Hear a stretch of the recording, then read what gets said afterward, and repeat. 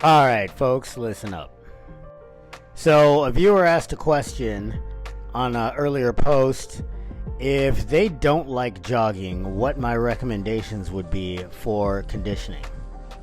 Now, while it appears that my bias leans towards the step mill and the bike, I'm actually agnostic to conditioning methods. It's just that these two fulfill a particular need that I require. They check the most boxes. So as I like to say, train with intent, right? Let's determine what specific training effect that we're going for, and then generate a candidacy list of 2 or 3 different conditioning means that can, check those boxes for you. So for me, since the main training effect that I'm looking for is metabolic health, mitochondrial density, things of that nature, that is why I do extended zone 2 under resistance.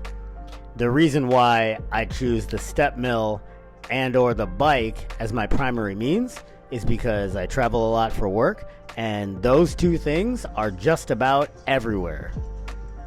And you might say, well, so are ellipticals. How come ellipticals don't check those boxes? And it's simply because I'm past the point where the elliptical, even on maximum resistance, level 20 or 25, depending on the brand, is just not sufficiently stimulative to check those boxes for me anymore. The resisted elliptical is actually one of the earliest methods I adopted to train in this manner. It's just that, like I said, it doesn't really do anything for me anymore. So, enough about me. For you specifically, the individual that asked the question, if you have similar training goals that I do, I would add to my candidacy list the Jacob's Ladder, swimming, and or rucking as acceptable non-jogging, non-running options.